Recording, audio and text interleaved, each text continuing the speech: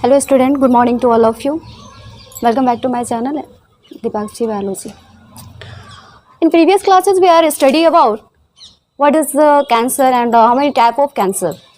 But in today class we are studying about how can we detect and how can we diagnosis cancer. मतलब हम कैसे पता लगा सकते हैं कि जो भी पर्सन है इन्फेक्टेड पर्सन है उसे कैंसर है या नहीं है, तो इसके बारे में हम स्टडी करेंगे। इसके लिए 3-4 टेक्निक होते हैं, उस टेक्निक के थ्रू हम लोग ये पता कर सकते हैं कि अगले पर्सन को कैंसर है या नहीं है। Okay, is this clear? Okay, let we start. Cancer detection and diagnosis. Okay, diagnosis तो सेम चीज़ है, अंडरस्टैंड? तो बताइए आप फटाफट से क्या क्या हो सकता है, कौन कौन से टेक्निक हो सकते हैं, क्या क्या हो सकता है? कैंसर डिटेक्शन, एक्सरे हो सकता है, एक्सरे हो सकता है, और क्या हो सकता है? सीटी स्कैन, ओके, एमआरआई हो सकता है, सीटी स्कैन हो सकता है, और कुछ छूट रहा है बताइए? सबसे मेन तो भूल ही गए आप लोग, बायोप्सी। ठीक है, और क्या हो सकता है?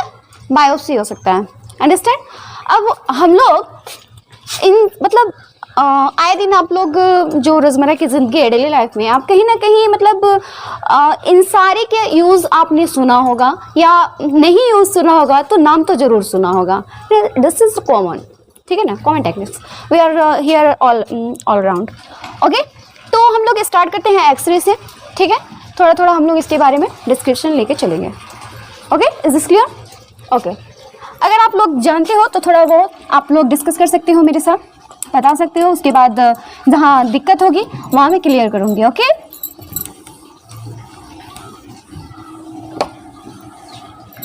चलिए तो फिर हम स्टार्ट करते हैं एक्सरे से। ओके, एक्सरे से ही स्टार्ट करते हैं। अब आप सोच रहे होंगे कि एक्सरेज डिटेक्शन, एक्सरे से डिटेक्शन कैसे हो सकता है, डायग्नोसिस कैसे हो सकता है? Because it can also cause cancer, understand? दिमाग में आ रही होगी बात, क्योंकि हमने पहले पढ़ा था कि अल्ट्रासाउंड के ड्यूरिंग अल्ट्रासाउंड अगर एक्सरेज जो पास करते हैं तो it may cause cancer and और सारे बहुत सारे ऐसे मतलब प्रोसीजर होते हैं जिसमें हमने ये पढ़ा था कि कैंसर हो सकता है किससे? एक्सरे से। तो यहाँ बात आती है इंटेंसिटी की, अंडरस्टैंड? क्या बात आती है? इंटेंसिटी की। जो भी फंडा है ये इंटेंसिटी से जुड़ा हुआ है, ठीक है? We can detect and diagnosis cancer in low density. We can detect and diagnosis cancer in low density. In low density, understand? In low density. किसकी? एक्सरेज की। एक्सरेज की अगर इंटेंसिटी लो है तो इससे हम यूज़ कर सकते हैं कैंसर को डिटेक्ट करने में। अगर लेकिन इन अदर केस अगर हम इसकी इंटेंसिटी को बढ़ा देते हैं, अगर हम इसकी इंटेंसिटी को बढ़ा देते हैं, हाई कर देते हैं, then what happen? It can also cause cancer, understand? तो all about intensity, it's all about intensity. If to the patient of X-rays, then you can detect and diagnosis cancer. But in the case of in other case you can give the high density of X-rays to the patient. It also can cause cancer. अगर आप intensity को लो करते हो, ठीक है ना, low intensity पे आप डिटेक्ट कर सकते हो कि कैंसर है या नहीं, और अगर इसकी इंटेंसिटी बढ़ा देते हो तो क्या होगा कि पर्सन जो मतलब इन्फेक्टेड नहीं है फिर भी उसको कैंसर हो सकता है। It may cause cancer, understand?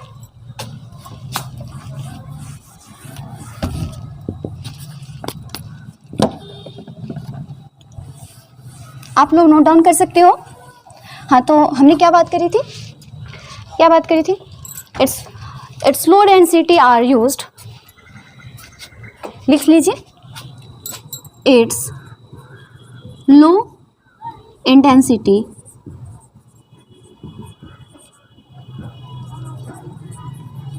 used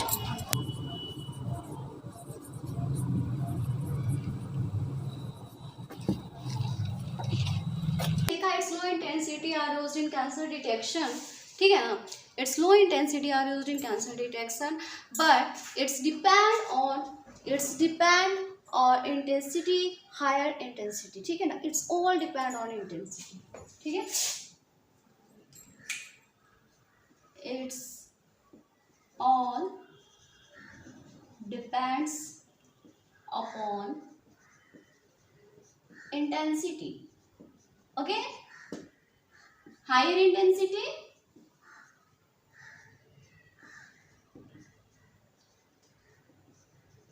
can also cause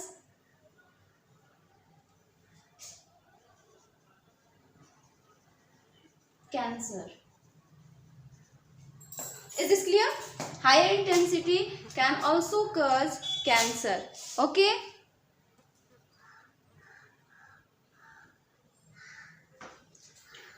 next हम देखेंगे, इसमें देखा हमने कि हायर इंटेंसिटी क्या करता है, कैंसर को कॉज कर सकता है। इसमें कौन सा डायमेंशन यूज होता है, इसमें 2D डायमेंशन यूज होता है, एक्सरेज का 2D डायमेंशन।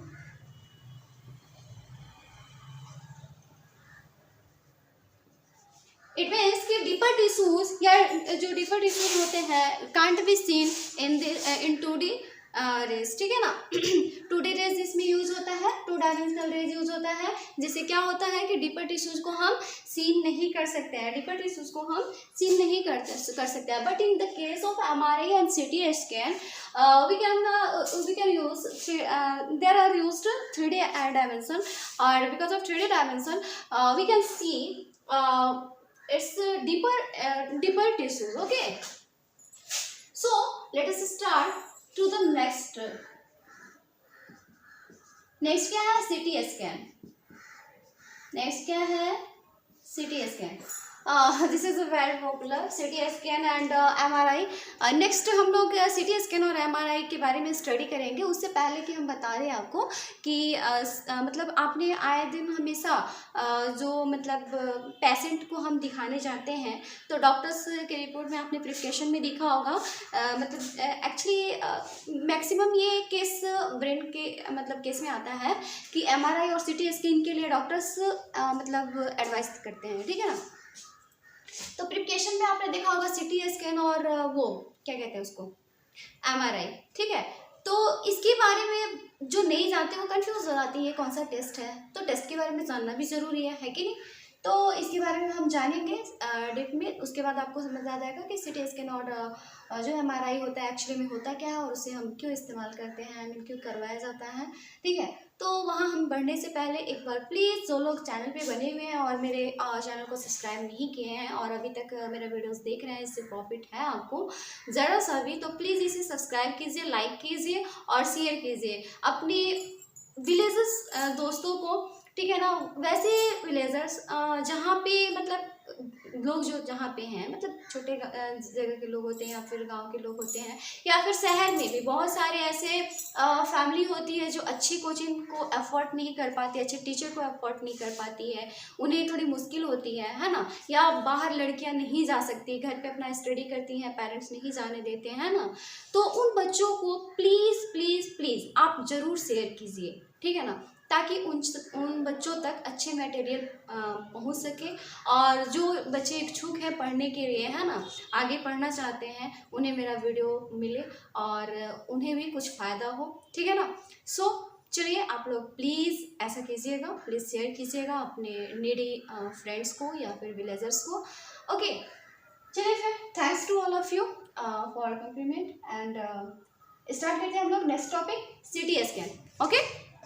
चलिए तो देखते हैं CT स्कैन क्या है। CT स्कैन के बारे में आपने कुछ भी सुना होगा या फिर देखा होगा, तो इसे हम कहते हैं कंप्यूटर टोमोग्राफी, ठीक है ना। इसका फुल फॉर्म होता है कंप्यूटेड लिखिए जल्दी, कंप्यूटेड टोमोग्राफी, ठीक है ना, कंप्यूटेड टोमोग्राफी, ठीक है। चलिए, इसमें क्या होता है, कंप्यूटर टोमोग्राफी में एक्चुअली सीटी स्कैन में क्या होता है, इसमें 3D डायमेंशन एक्सरे का दिया जाता है, बट क्या किया जाता है, एक्सरेज का 3D रेज दिया जाता है, ठीक है ना, 3 डायमेंशनल रेज, ठीक है। इसमें क्या होता है कि 3D रेज में क्या होता है कि बॉडी को एक मशीन होता है उसके अंदर डाला जाता है और वो घुमा घुमा के चारों तरफ से कैमरा उसकी इमेज लेती है। तो इस तरीके से क्या होता है कि अगर ट्यूमर आपके किसी भी ऑर्गन या टिश्यूज में है तो वो उसमें सीन हो जाता है, ठीक है ना, उसकी फोटोज वो ले लेते हैं, ठीक है। नेक्स्ट आता है आपको MRI, ठीक है। MRI के बारे में आप बताइए कुछ भी थोड़ा सा, MRI क्या है, मैग्नेटिक रेजोनेंस इमेजिंग, ठीक है ना, मैग्नेटिक रेजोनेंस इमेजिंग, लिखिए जल्दी, बोलते जा रहे हैं, समझते चलिए, लिखते भी चलिए, ठीक है ना, मैग्नेटिक रेजोनेंस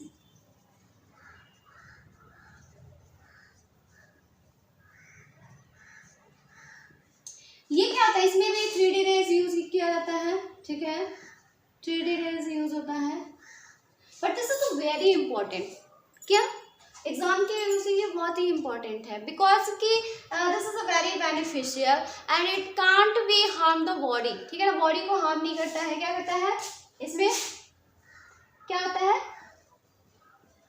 बॉडी हार्म नहीं होता है, बॉडी आर नॉट हार्म, ठीक है ना,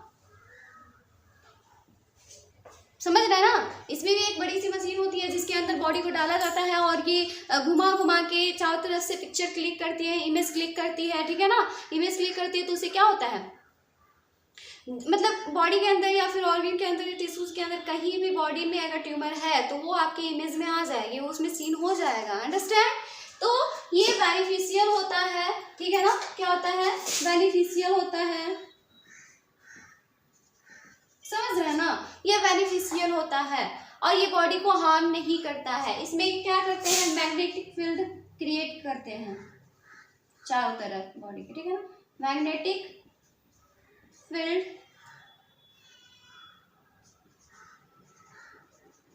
क्रिएट होता है, समझे, मैग्नेटिक फील्ड को क्रिएट किया जाता है, ठीक है,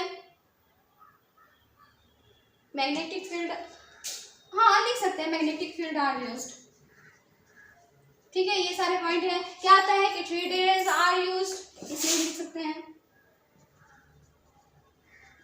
magnetic field are used, it is beneficial, body are not harmed in this MRI, ठीक है ना, इसको क्या बोलते हैं, मैग्नेटिक रेजोनेंस इमेजिंग बोलते हैं, अंडरस्टैंड। नेक्स्ट टॉपिक क्या है मेरा, बायोप्सी, ठीक है ना, नेक्स्ट क्या है, डिटेक्शन टेक्निक क्या है, बायोप्सी।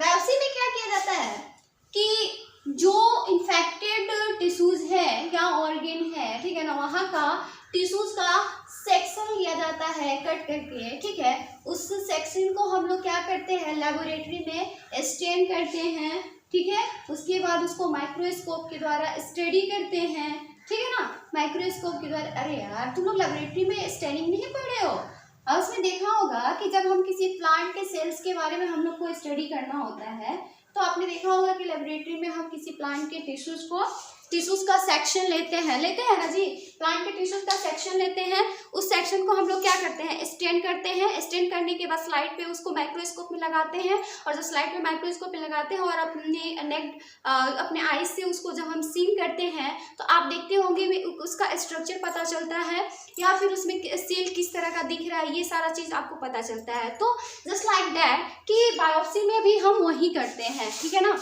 ये थोड़ा डिफरेंट है। बायोप्सी में क्या करते हैं, पहले टिश्यू सेक्शन लेंगे, कौन सा टिश्यूज, इन्फेक्टेड, ठीक है ना, उसके बाद क्या करेंगे, इसको स्टेन करेंगे, उसके बाद क्या करेंगे, स्टेन करेंगे, फिर इसको स्लाइड में लगा के और क्या करेंगे, माइक्रोस्कोप के द्वारा इसको रीड करेंगे, स्टडी करेंगे। अब भाई आप सोच रहे होंगे कि ठीक है भाई, हमने जो टिश्यूज है, मतलब हमको डाउट है तो उसका टिश्यूज हमने लिया, सेक्शन लिया टिश्यूज का कट करके, और हमने उसको स्टेन किया, और स्टेन करने के बाद क्या किया, स्लाइड में लगा के उसको माइक्रोस्कोप में माइक्रोस्कोप के द्वारा उसको स्टडी किया। ठीक है, वो सब तो ठीक है, पर हमको कैसे पता चलेगा कि इसको मतलब ट्यूमर है, सॉरी मतलब वही ट्यूमर कैंसर है या नहीं, ठीक है ना, कैसे पता चलेगा। तो बच्चों आप भूल रहे हो कि जब हमने प्रीवियस क्लास में स्टडी किया था तो आपने कैंसर का मोस्ट इम्पॉर्टेंट कैरेक्टरिस्टिक फीचर आपने स्टडी किया था, वो क्या है, फास्ट ग्रोइंग,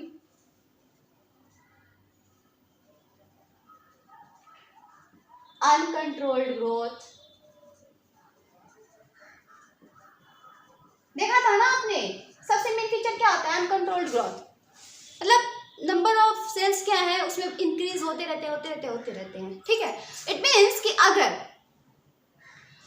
मान लेते हैं कि जिस सेक्शन का हम लोग टिश्यूज लिए हैं, अगर उसमें 4 सेल्स होना चाहिए या फिर 8 सेल्स होना चाहिए, 16 सेल्स होना चाहिए, लेकिन instead of 4 cells 6 cells 8 cells and 16 cell, there are so many cells are seen।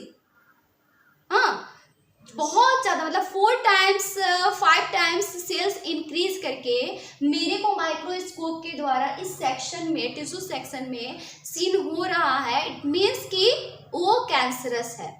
Understand, simple सी बात है, समझ गए, ठीक है ना। तो ऐसे हम इसको डिटेक्ट करेंगे। तो एक ऐसे मतलब जो क्या बोलते हैं, एक लेडी थी, क्या नाम था उसका, एंजेला, हाँ एंजेला जोनी करके ऐसे नाम था, उसको ब्रेस्ट कैंसर था, और मतलब उसको ऐसे ही मतलब देखा जाता है, सस्पेक्टेबल जिन जो होता है उसका सेक्शन लिया जाता है और स्टेन करके और माइक्रोस्कोप के द्वारा उसको स्टडी किया जाता है, ठीक है ना, कि नंबर ऑफ सेल्स कितने हैं, है ना, और उसके द्वारा हम लोग को पता चलता है कि जो मतलब पर्सन है वो कैंसरस है या नहीं, मतलब उसका जो सेल है वो कैंसरस है या नहीं।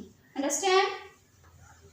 अब भाई बात आती है कि हमने डिजीज के बारे में पढ़ लिया। अंडरस्टैंड, डिजीज के बारे में पढ़ा। कौन से डिजीज के बारे में पढ़ रहे हो भाई, टाइफाइड, कैंसर। ओके, हम लोग कैंसर के बारे में स्टडी कर रहे हैं, ठीक है, कैंसर के बारे में जानते हैं सबसे पहली बात। उसके बाद हमने क्या देखा, उसका डिटेक्शन देखा कि ठीक है भाई कैंसर है, तो हम उसको कैसे डिटेक्ट करेंगे, है ना, कैसे डिटेक्ट करेंगे कि वो कैंसर है या नहीं है, इन्फेक्टेड पर्सन कैंसर को कैंसर है या नहीं है, ठीक है ना।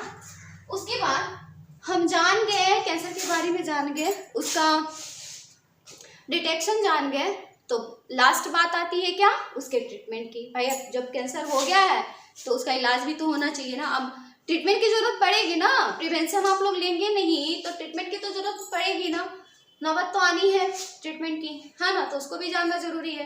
क्योंकि मैं फर्स्ट डे से कह रही हूँ कि prevention is better than cure. Prevention रखा कीजिए, जो चीज़ें आपको पता है इसे करने से मेरे को प्रॉब्लम होनी है, फिर वो चीज़ हम करेंगे ही क्यों, है ना।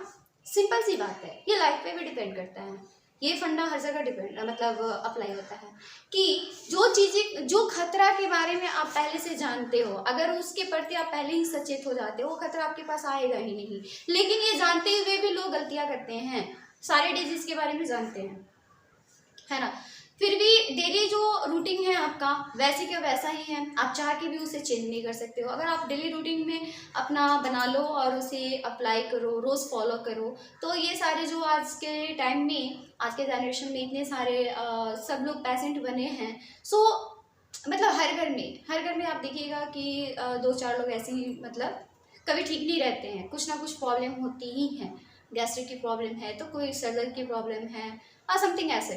तो जाहिर सी बात है कि prevention is better than cure. अगर हम लोग इस बात का जानकारी रखते हैं, है ना, तो उसको हम प्रिवेंशन कर लेंगे, पहले से मतलब सुरक्षा रखेंगे, बचाव करेंगे, तो हमारे को ट्रीटमेंट की ज़रूरत नहीं आएगी, है ना, क्योर की ज़रूरत नहीं पड़ेगी, डॉक्टर के पास नहीं जाना पड़ेगा और इजी लाइफ अपना कैरी कर सकते हैं, मतलब जी सकते हैं, है ना, इंजॉय कर सकते हैं। तो चलिए ये सब बातें होती रहेंगी, ट्रीटमेंट के बारे में हम लोग थोड़ा सा पढ़ लेते हैं। ट्रीटमेंट क्या है, क्या क्या ट्रीटमेंट हो सकता है, ठीक है। पहला क्या है कि सर्जरी। फर्स्ट हम लोग किसके बारे में बात करते हैं, सर्जरी। अब बात आती है कि सर्जरी ठीक है सॉरी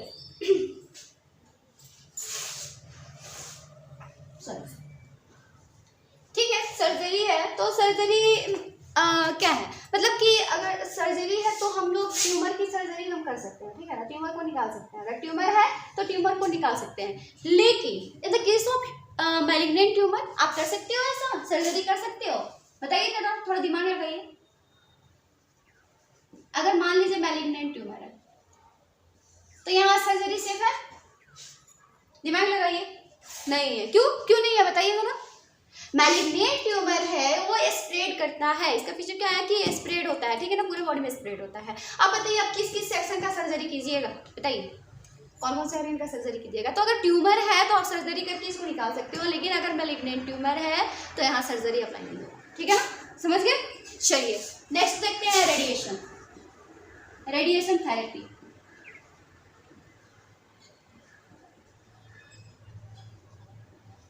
ठीक है, अब बताइए बात आती है रेडिएशन थेरेपी की, तो इसमें क्या करते हैं हम लोग, इसमें रेडिएशन थेरेपी में एक्स रेज का यूज होता है, ठीक है, सिंपल सी बात है, एक्स रेज का हम लोग यूज करते हैं।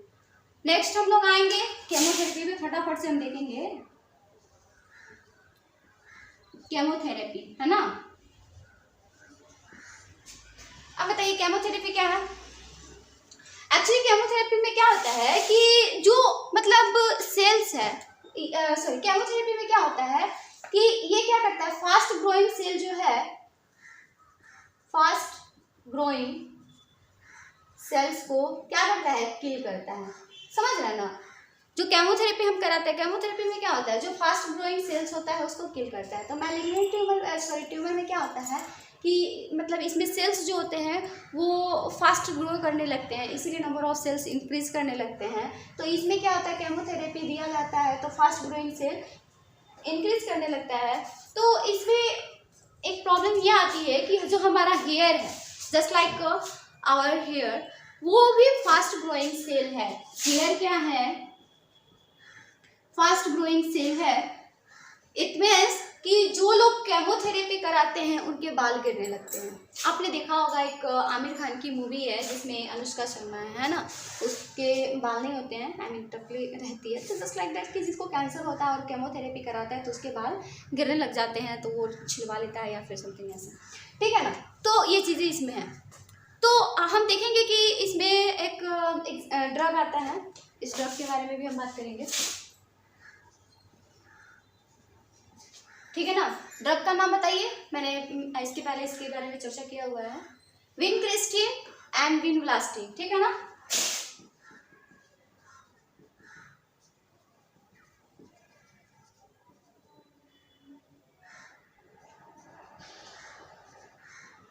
ये दो तरह के ड्रग हैं, कौन कौन से, विनक्रिस्टिन एंड विनब्लास्टिन, ठीक है, विनब्लास्टिन, ये दो ड्रग हैं जो ऑब्टेन्ड होते हैं किस प्लांट से ऑब्टेन्ड होते हैं बताना, कैंथरैंथस, ठीक है ना। कौन से प्लांट से, कैंथरैंथस नामक एक प्लांट है, ठीक है ना, उससे ऑब्टेन किया जाता है इन दोनों ड्रग्स को। ऑब्टेन फॉर्म लिख सकते हैं आप लोग,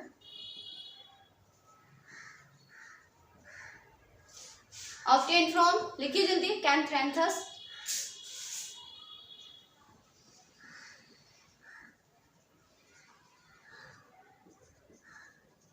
ठीक है, इज क्लियर। कैंथरैंथस प्लांट के द्वारा इसको ऑब्टेन किया जाता है, किसको, विनक्रिस्टिन एंड विनब्लास्टिन जो ड्रग है उसको, ठीक है ना, जो दिया जाता है आपको थेरेपी में और कैंसर। नेक्स्ट आता है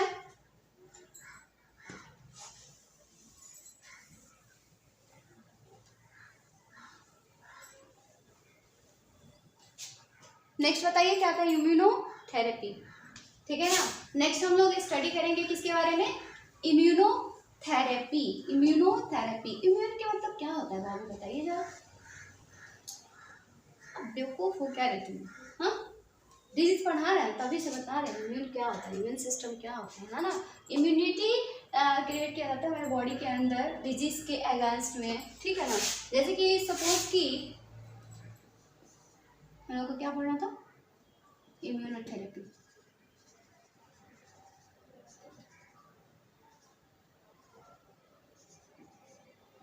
ठीक है। इम्यूनोथेरेपी देखिए क्या होता है कि जैसे कि मान लीजिए कि हम लोग कोविड का ही वैक्सीन जो लिए थे, तो कोविड का वैक्सीन लेने का मतलब क्या है कि कोविड का वैक्सीन लेने से हमारे बॉडी के अंदर इम्यूनिटी डेवलप हो गई है, किसके अगेंस्ट में, कोविड के अगेंस्ट में। तो मतलब जो होता है ना, क्या होता है कि मतलब जैसे कि अगर उसका वायरस हमारे बॉडी के अंदर अटैक करेगा, ठीक है ना, इसको पहले से पता है कि हाँ ये मतलब आएगा तो इसको हमको मारना, ये मेरा दुश्मन है, इम्यूनिटी बन गई हमारे अंदर, ठीक है ना। मतलब माइंड में सेटअप कर दिया गया है। जैसे कि बच्चों के माइंड में हम लोग सेटअप कर देते हैं कि कोई अननोन पर्सन है वो हमारा दुश्मन होता है, उसके पास नहीं जाना चाहिए, उससे बातें नहीं करनी चाहिए वरना वो लेके आपको चला जाएगा, ऐसे करके, है ना। तो बच्चे क्या होता है कि किसी भी अननोन पर्सन से थोड़ा दूर रहते हैं। तो जस्ट लाइक हमारी बॉडी के अंदर इम्यूनिटी डेवलप की जाती है इसके अगेंस्ट में कि अगर वो वायरस आता है तो वो मेरा दुश्मन है, तुमको उसको मार देना है, उसको अंदर जाने नहीं देना है, उसको उसका इफेक्ट अपने बॉडी के अंदर पड़ने नहीं देना है, ठीक है ना। तो ये इम्यूनिटी क्या होती है हमारे बॉडी के अंदर डीएक्टिवेट हो गई रहती है। सी साइटोटॉक्सिन जिसको बोलते हैं, इसको लिख लीजिएगा, सी साइटोटॉक्सिन। ये क्या करता है, इसका जो एबिलिटी है मतलब ट्यूमर को पहचानने का, वो इसके अंदर खत्म हो गया है। मतलब ये ना सो गया है, इसको पता ही नहीं है, डीएक्टिवेट हो गया है, ठीक है ना। तो फिर ट्यूमर आता है तो हाँ देख लेता है, फिर सो जाता है, इसको मतलब कुछ रिएक्ट नहीं कर रहा है, मतलब उसको मार नहीं रहा है, ठीक है ना। तो क्या करेंगे हम ऐसे केस में, इसको बाहर से हम लोग क्या देंगे बताइए जरा, इम्यून मॉडिफायर देंगे, ठीक है ना। इसको हम लोग आउटसाइड से क्या देंगे, इम्यून मॉडिफायर, ठीक है, इम्यून मॉडिफायर देंगे बाहर से, ठीक है। अब देखिए क्या होता है कि सी साइटोटॉक्सिन जो है वो क्या करता है कि ट्यूमर सेल को पहचान नहीं पाता है, ट्यूमर सेल्स को पहचान नहीं पाता है और उनको क्या करता है कि किल नहीं कर पाता है, ठीक है ना। तो हम इस केस में क्या करते हैं, इम्यून मॉडिफायर देते हैं। एग्जाम्पल जैसे कि एफ्ला इंटरफेरोन्स हो गया, जैसे कि एफ्ला इंटरफेरोन्स, ठीक है ना, एफ्ला इंटरफेरोन्स हम इसको देते हैं, ठीक है ना, इसको देते हैं। तो क्या होता है कि एफ्ला इंटरफेरोन्स जाता है और इसको एक्टिवेट कर देता है, इसको क्या करता है, एक्टिवेट कर, अब ये जग गया, इसको एक्टिवेट कर दिया, फिर ट्यूमर से लाया, ये फटाफट सबको मारना शुरू कर देगा, है ना। तो ऐसे होता है। तो ये चीज़ हुआ, ये इसको एक्टिवेट कर देगा, ठीक है ना। इसको हम लोग ये भी कह सकते हैं बायोलॉजिकल रेस्पॉन्स मॉडिफायर, ठीक है ना। हम इसको बायोलॉजिकल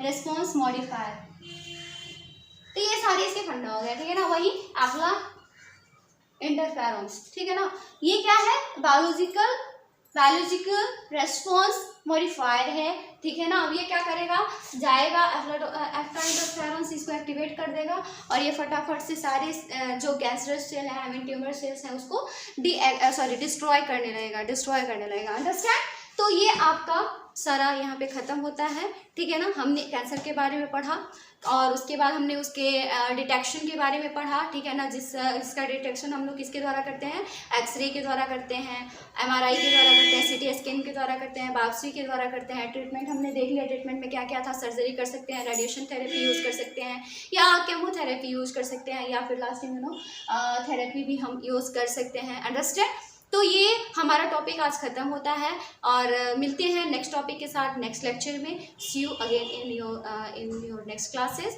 ओके। तब तक हमारे चैनल पे बने रहिए, इसके लाइक कीजिए, सब्सक्राइब कीजिए और अपने दोस्तों को शेयर कीजिए please. Thanks to all of you to watching my lecture and see you in next lecture, okay. Have a good day.